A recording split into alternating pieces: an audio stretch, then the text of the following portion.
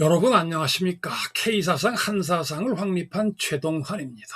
여러분, 우리 한민족은 언제인지 알 수 없는 까마득한 옛날부터 윷놀이의 도개걸륜모를 사용해 왔습니다. 그런데 고대 동북아 문명의 창조 원리의 그 상당 부분이 바로 이 도개걸륜모로 설명된다라고 하는 사실이 증명됐습니다.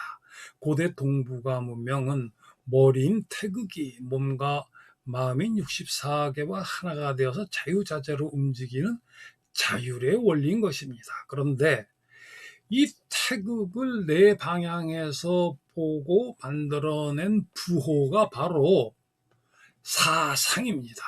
이 사상이 바로 도개걸륜모이고, 이 도개걸륜모가 바로 단군 조선 정부의 5장관 5가의 이름이고, 또한 이 5가가 관장해온 5가지 일이 바로 단군 신화에서 명기가 되어 있는, 명확하게 명기가 되어 있는 주곡, 주명, 주병, 주형, 주선악인 것입니다.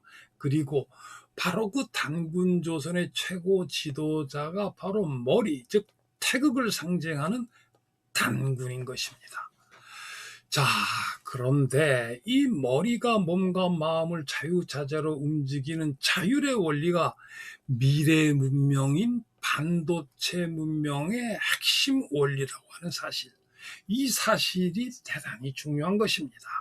그런데 지난 3000년 동안 중화사상은 이 중요한 태극과 사상의 근본 원리에 대해서 그 많은 학자 중에서 단 한 사람도 설명한 사람이 없었습니다.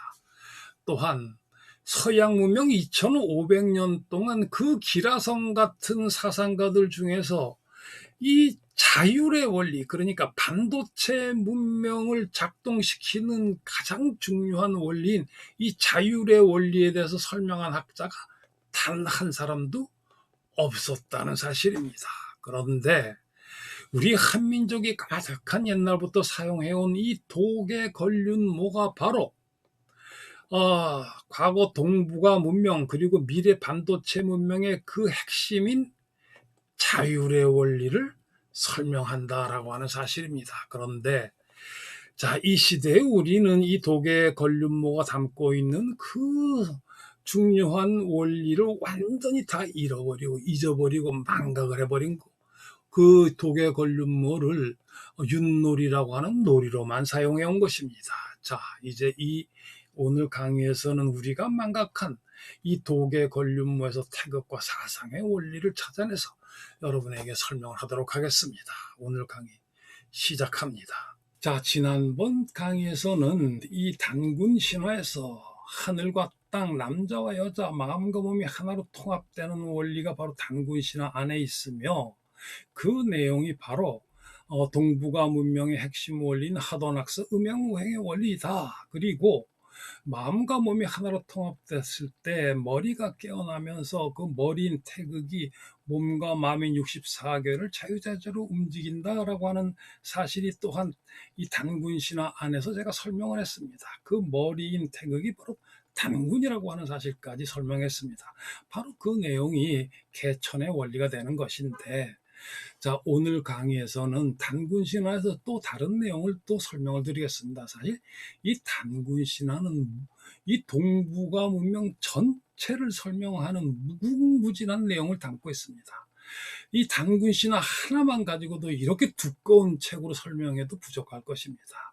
이 강의에서는 단군 신화에서 아주 간단한 내용을 추려서 그 내용도 아주 간단하게 설명을 할 것입니다. 자, 오늘 강의는 한웅님께서 주곡, 주명, 주병, 주형, 주선악을 주관하셨다라고 하는 내용이 바로 태극을 설명하는 내용이고, 그 태극을 네 방향에서 본 사상의 내용이 바로 이 내용이고, 사상의 내용이 바로 5가의 내용이고, 5가가 도개걸륜모의 원리다라고 하는 사실을 설명할 것입니다. 지난 3000년 동안 이 중국의 그 수많은 사상가들 중에서 이 사상에 대해서 단 한마디도 제대로 설명한 학자가 없었습니다. 아무도 없었습니다. 이 사상에 대해서는 오로지 우리 한민족의 천부경 3일신고 366사 안에 담겨 있는 원리로만 설명이 되는 것입니다. 그것이 바로 K사상, 한사상인 것입니다. 자, 우리가 먼저 중화사상의 태극, 양이, 사상 8개가 수직적 계급구조의 이원론이라는 사실을 알고 나야 우리 한민족의 한사상에서 머리인 태극이 몸과 마음의 64개를 자유자재로 움직인다 하는 내용을 이해할 수가 있게 됩니다. 그러니까 이 중화사상은 인도사상의 카피입니다. 단순한 복제입니다. 인도 사상의 그 핵심은 리그베다에 있고, 그 리그베다에서는 존귀한 주인인 아리안족이 비천한 노예인 드라비다족을 지배하겠다라고 하는 그 내용이 담겨 있습니다. 그것이 바로 리그베다의 핵심입니다. 존귀한 아리안족의 주인은 브라만, 크샤트리아, 바이샤 계급이고, 비천한 드라비다족 노예 계급이 수드라입니다. 이것도 안 되면 이제 불가촉 천민이 되는 것이죠. 이 내용과 똑같이 중화사상에서는 맨 꼭대기에 왕이 있고, 그 다음 사대부, 그 다음에 농민, 그 다음에 공업인, 상업인이 있고, 맨 아래에는 노비가 있습니다. 바로 수드라하고 똑같은 것이죠. 수직적 계급 구조가 이 아리안족의 수직적 계급 구조와 아주 똑같고, 지배와 피지배의 내용은 하늘은 존귀하고 땅은 비천하다, 천존지비, 양은 존귀하고 음은 비천하다, 양존음비, 천존지비는 중화사상 핵심인 그 주역 개사전의 시작 문구이고, 중화사상을 확립한 동중서의 춘추벌로의 양존음비가 설명이 되는 것입니다. 지배와 피지배, 존귀하고 비천하다는 것이 똑같습니다. 이 아리안족과.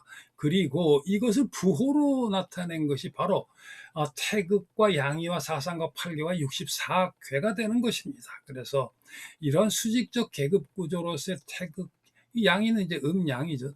태극, 양이, 사상, 팔계, 64개로 설명이 되는데, 이것은 어디까지나 몸과 마음을 둘로 찢어서, 지배와 피지배를 둘로 찢어서 서로 싸움으로써 머리가 마비가 되고, 그럼으로써 그야말로 식물 인간 상태 문명을 만드는 것입니다.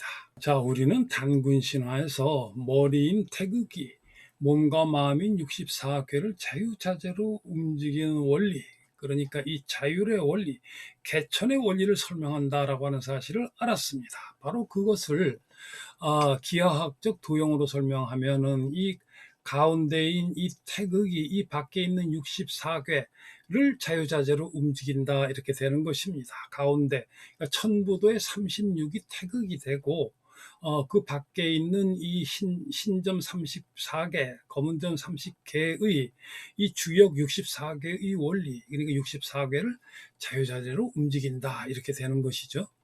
자, 이 태극에서 이 8개의 원리가 나오는데, 이 8개의 원리는 다음 강에서 설명하기로 하고, 오늘은 이 태극에서 사상의 원리, 그러니까 독의 걸륜모, 오가의 원리가 나타나며, 그것이 바로 머리인 태극이 몸과 마음인 64궤를 움직이는 원리이다 라고 하는 사실에 대해서 설명을 해보겠습니다.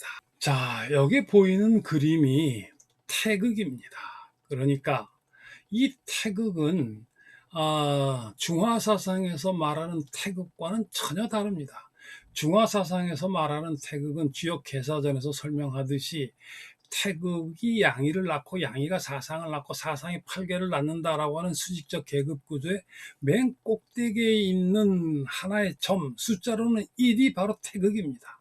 그런데 이 우리 K사상, 한사상에서는 그 꼭대기에 있는 1이 태극이 아니라 머리가 태극이다. 머리인 태극, 그러니까 몸과 마음을 자유자재로 움직일 수 있게 만드는 그 머리가 태극이다, 이렇게 되는 것이고, 이 안에 있는 4개의 부호가 바로 사상인데, 이 사상이 바로 이 태극을 내 방향에서 관찰했을 때 나타나는 부호가 됩니다. 그러니까 이 주역 중화 사상에서는 태극을 이런 식으로 태극 양이 사상 8궤 또는 주희는 여기서 한 발 더 나가서 64 그리고 64궤까지 설명을 한 것입니다. 그것이 수직적 계급 구조의 지배와 피지배의 이원론, 몸과 마음을 분리시켜서 서로 싸우게 만드는 이원론으로 이 태극 양이 사상 8개, 64개를 설명한 것입니다. 설명이 아니라 이것은 머리가 몸과 마음을 움직이는 이 K사상, 한사상을 그러니까 말도 안 되는 내용으로 조작하고 왜곡한 것입니다. 그러니까 이 지난 3,000년 동안 이 중국의 학자들은 태극에 대해서 아무도 설명한 사람이 없고 음양, 오행, 하도낙서는 물론이고 사상, 8궤, 64궤 그 어떤 것도 설명한 적이 없습니다. 그저 수직적 계급 구조의 이원론으로 이 모든 것을 지배와 피지배의 이원론으로 모든 걸 설명한 것입니다. 그러니까 이 오늘 설명하게 될 이 사상에 대해서 지난 3,000년 동안 그 어떤 학자도 이 내용을 증명한 적이 없는 것입니다. 바로 이 내용을 우리 K사상, 한사상은 이미 1991년 그러니까 이 배달 최동환이 천부경 초판에서 이 내용을 증명을 했습니다. 1991년입니다. 그리고 그 후에 이 천부경 개정판에서 쭉 이 내용을 설명해 왔습니다. 자, 오늘은 이 동영상 강의로 제가 이 사상의 원리를 여러분 앞에 증명을 해 보겠습니다. 그러니까 자, 이 태극은 이 흰 부분이 양이고 이 검은 부분이 음입니다. 자, 그러니까 이 사상이라고 하는 것은 태극의 중심에서 외부를 봤을 때 나타나는 부호입니다. 자, 먼저 이 소음을 보겠습니다. 이 태극의 중심점인 이 O점에서 B점을 보게 되면은 먼저 보이는 것이 검은 부분인 음이고 그 다음에 흰 부분이 양입니다. 이 검은 부분의 음이 바로 이 소음, 그러니까 음효로 나타나서 이 소음의 윗부분이 되고 그 이 흰 부분이 아래에 양효로 나타나게 되는 것입니다. 그대로 이 O점에서 B점을 봤을 때 그 내용 보이는 그대로가 바로 이 소음이라고 하는 부호가 되는 것입니다. 자, 이번에는 O점에서 C점을 봅시다. 그러니까 이 O점에서 C점을 볼 때 처음에는 이 양의 부분이 나타납니다. 이건 양효로 나타나니까 이 소양의 윗부분이 됩니다. 이것이 바로 양효고 그 다음에 보이는 부분이 검은 부분이 됩니다. 그것은 음이고 그것은 음효로 나타납니다. 그것이 바로 이 소양의 아랫부분인 음효가 되는 것입니다. 이번에는 O점에서 A점을 봅시다. 그러면 이 전체가 다 양이 됩니다. 그래서 이 양효 두 개로서 태양이 되고 O점에서 D점을 보면은 이 전체가 음이 됩니다. 그래서 음효 두 개로 나타나서 정확하게 이 사상이 만들어진 원리에 대해서 정확하게 설명하게 되는 것입니다. 이 사상이 설명하는 그 의미는 바로 오가 그 다음에 독에 걸리면 뭐가 되고 이것은 이제 곧 설명을 하겠습니다. 자, 머리인 태극을 내 방향에서 관찰했을 때 사상이라고 하는 부호가 나타난다라고 하는 사실을 우리는 방금 증명을 했습니다. 그리고 이 사상이 우리 한국인의 윷놀이의 독에 걸륜 모이고 단군 조선 정부의 5장관인 오가이며 이 오가가 관장하는 일이 단군 신화에서 암호와 같이 표기가 되었던 주병, 주형, 주선악, 주명, 주곡이라고 하는 사실을 이제부터 살펴봅시다. 자, 여기에 나타나 있는 이 도상은 태극을 보다 자세하게 그려낸 것입니다. 아까 찾아낸 사상을 이 도상 위에 배치를 하면 여기 태양이 되고, 태양은 도고, 그 다음에 소양은 개, 소음은 걸, 태음은 모, 그리고 중앙에는 유시 자리를 잡습니다. 자, 그 내용이 뭔지 한번 살펴봅시다. 자, 양효 두 개가 합쳐져서 만들어진 이 태양을 그러니까 도야지, 돼지가 상징을 합니다.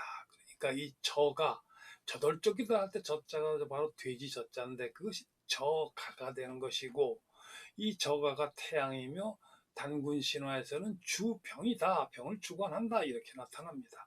그런데 어떻게 해서 돼지가 이 태양이라고 하는 이렇게 중요한 의미를 상징하게 됐느냐라고 하는 것을 살펴보면, 우리나라 역사에 이 돼지가 이 제사를 상징하는 아주 중요한 역할을 한다라고 하는 것이 몇 군데 나타납니다. 그리고 뭐 역사까지 살펴볼 것도 없이 지금 이 순간 우리 대한민국에서 고사를 지낼 때 그 고사상에 돼지 머리가 들어갑니다. 가장 중요한 역할을 이 돼지가 한다. 바로 이 태양의 역할을 한다라고 하는 것을 우리는 알 수가 있는 것입니다. 자, 그 다음에 개, 소양을 개가 설명하고, 이 개가 구가이며 형벌을 주관한다, 이렇게 되어 있습니다. 자, 이 소양이라고 하는 모양을 살펴보면은 위에는 양효고 아래는 음효죠. 양효가 머리를 나타내고 아래 음효가 다리를 나타낸다 할 때 개의 형상을 그대로 본뜬 것이 됩니다. 자, 그 다음에 걸은 양입니다. 이 양은 양가이며 소이며 선악을 주관한다. 이 선자 자체가 양자로 이루어져 있죠. 그래서 이 양가가 선악을 주관한다라고 하는 것은 우리 쉽게 알 수가 있는 것이고, 이 양이 이 위에 이 소음의 위가 음효로서 뿔을 상징하고, 아래의 양효가 몸을 상징함으로써 이 양의 모양을 그대로 나타냅니다. 자, 그 다음이 이 태음을 상징하는 모인데, 이 모가 바로 말입니다. 태음, 땅이죠. 자, 이 음효 네 개가 말의 발 네 개를 그대로 본뜬 것이 되는 것이고, 자, 이 모가 땅을 지배하는 자가 바로 이 말을 다룰 줄 알아야 땅을 지배한다라고 하는 건 세계사가 증명을 하고 있는 것이죠. 그래서 이 마가 목숨을 주관한다, 이 태음을 상징한다라고 하는 것을 우리 알 수 있는 것이고, 그 다음에 이 가운데는 유시 됩니다. 유는 소입니다. 소. 그리고 이 가운데에 있기 때문에 중앙에는 부호를 만들 수가 없죠. 그래서 유은 부호가 없습니다. 그리고 유은 이제 우가가 이제 유시고, 우가는 단군 신화에서는 이제 주곡을 의미하죠.